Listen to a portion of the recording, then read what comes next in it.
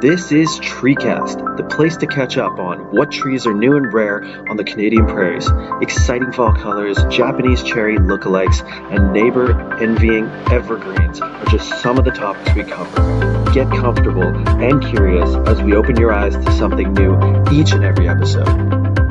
Please hit the like, share, and subscribe button if you're enjoying Treecast to stay up to date with the newest podcasts.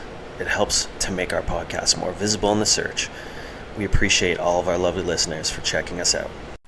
Hey everyone, welcome to Treecast. Today is a nice Tuesday afternoon here in April. A little bit cloudy here, but almost all the snow's gone. Nate and David here. We are, how's everything going, David? Haven't asked you. It's going pretty good. I'm just starting a nice spring here. Get some sunny days, but still quite a bit of rain, you know. Still quite a bit of rain. Yeah, you guys, you get the rain definitely, but then it just turns off at some point, doesn't it? Yeah, it's in the process of turning off because even just a week ago it was raining nonstop, and now it's just like fits and starts kind of thing. Yeah, I mean, you get the Mediterranean. That's what you guys get. Well, today we're hitting up the Muckle Plum. This tree is it's not very well known, and it should be. I've been mentioning this on our Facebook page as like a Japanese cherry alternative in colder climates because the pink flowering on this tree is eerily reminiscent of a Japanese cherry tree. It does not get even remotely as large as a Japanese cherry, but you know, people will be, I would say, shocked on the prairies when they see it. The first time I ended up installing them here in St. Paul, everybody walking by was like, "What is that?" So maybe we'll start a little bit with a little background on this tree here. I know you and I talked a little bit about this before the podcast, so we have a Latin name for this tree. It's a mix of a Canada plum and a Russian almond, which is a little shrub, the Russian almond. So what is the Latin name for this, David? It's Prunus nigrella. Okay, and the Canada plum that it comes from is Prunus nigra, so it's kind of like they're saying it's a small version of it. So that Canada plum gets about double the size. It's native to Eastern Canada. So when you mix these two, you got this little pink flowering shrub, and you end up with a pink flowering tree that's small. So they kind of get a little bit of each one. I could not find the history on who made this tree, unfortunately. I'm sure it's somewhere out there, but if anybody can find it, let me know. Send an email or a comment. And for size, this tree, I mean, 13 to 15 feet tall. I would say about 10 feet wide, so that's maxed out. So like when you're comparing to a mature Japanese cherry in Victoria or Vancouver, you're talking 40 feet tall. They're big boulevard trees. Any questions you got so far here, David? Yeah, just about the flowers. They are, if I'm not mistaken, like half the size of a cherry blossom, like a Japanese cherry.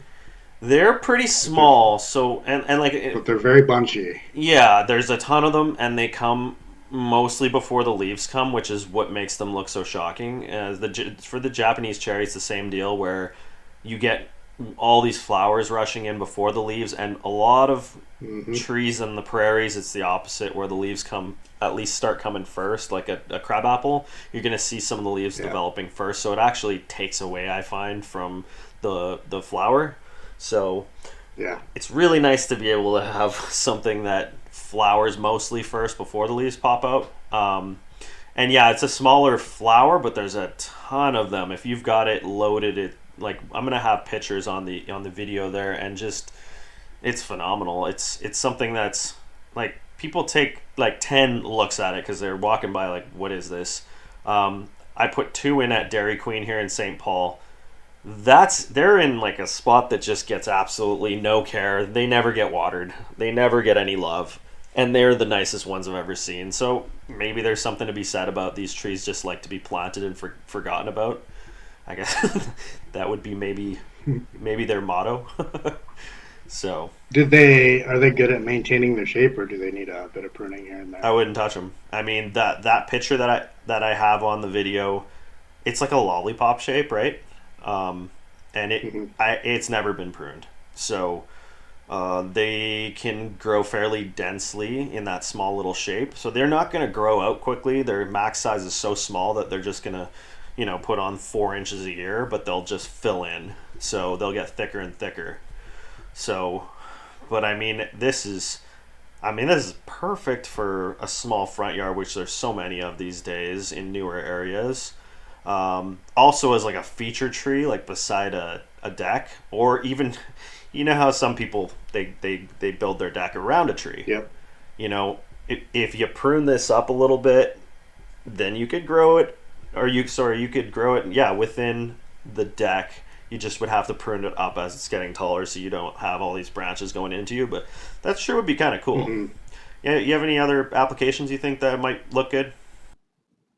Not off the top of my head. Like, personally, I would just like it as your just front of your house feature, um, and or maybe like a pathway boulevard type thing. Yeah, so you know how sometimes there's like two paths and then there's a little split in the middle, something like Hmm. that. Yeah. And I've never seen these tried as a boulevard tree anywhere. It's rare to begin with, but never seen it as a boulevard tree. I'm very curious if they'd be able to handle some of the salt and sand that get thrown at it, but maybe I can convince the town here to give it a shot on one of the trees that dies and replace it with one of these. But Yeah, I suppose you'd have to do it somewhere where there's a bit of room away from the road, not right against the road. yeah, and I have zero clue how that would look. Like I'd have never seen anybody try it, and I figured maybe the city of Edmonton would have tried something like this. But honestly, I looked on their database, and they have almost, I think, two or three of these in the whole city, which is crazy. I mean, this is one of the coolest trees. It's extremely hardy, needs no care, and yet they have like three planted in the whole city, and Hmm. and I'm pretty sure they've tried more ginkgo trees, which are completely impossible to grow in Edmonton unless you're super lucky. So, Hmm. I'm Those are trying to bring a nice. little more awareness to this tree, to be honest. So, um, I feel like everybody that sees a picture of it wants it pretty much instantly. Hmm. And actually, you know what it reminds me of? You can go to Canadian Tire and you can get those Christmas features that look like a little Japanese cherry tree. Yeah, This is exactly what it looks like. yeah, So it's actually pretty cool.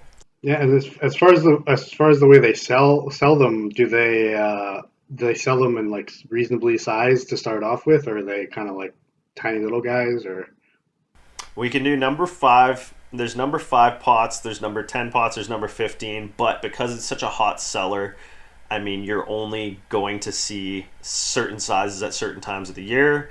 So, I mean, if you could always put in a request for a certain size at a certain time, and then it will show up eventually. But because I find that these are just gone the second they show up at wholesalers, it's in and out, which doesn't surprise me. And we didn't even talk about cold hardiness here either. Um, I mean, this tree I've never seen any dieback on any of the trees that I've ever seen in my town down to -45. So Mhm. bulletproof in every way possible. And then yeah, no supplemental water for any of those Dairy Queen trees, and I mean, they look phenomenal and they're growing really nicely. So I mean, you couldn't ask for a much better tree, honestly. It doesn't have disease problems that I know of. I mean, no pests. It doesn't produce fruit either. I forgot to mention that. This is a plum tree, but there is Oh, zero fruit on it. that's Never a big seen one deal. fruit. Yeah. Yeah, so no mess. People hate picking up those fruits. And one other thing I didn't even mention here is it has phenomenal fall color. It's like an apricot and like a light red.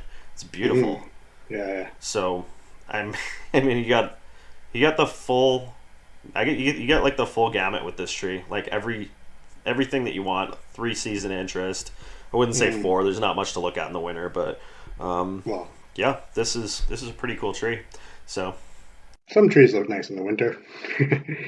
Yeah, no, I'm interested. I'm interested in myself, especially if they have like a nice start off size, and start putting that in some properties here.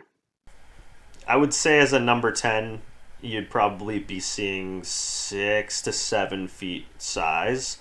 So half of the full size that it'll get to.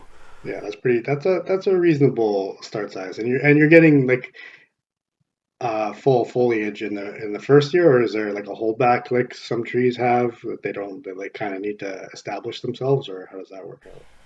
So you're talking about specifically about like large caliper trees that are basketed. Their leaves are going to be a little bit smaller because they got dug up. The roots got chewed Hmm. up, so they have smaller leaves the first year. But with potted trees, which is what I normally get these in, you're only going to be you're going to have the exact leaf size that you're normally going to have because typically it's been in that pot for probably 1 or 2 growing seasons. So they moved it up they didn't have to really chop up much for roots. So yeah, no, you won't have that issue at all. So That's awesome. That's a big deal. you ever seen this tree on the island? I'm sure I have, but I don't like right now. Everything's kind of flowering, like the Japanese cherries you were talking about. They're in full bloom, so I will keep my eye out for it.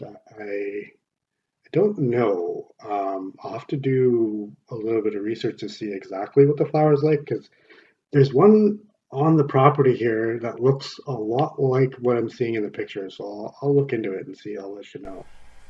Yeah. Okay, that's really cool. Well, yeah, I think we wrapped up everything for this tree. I'd highly recommend it for any application anywhere that you want to turn heads.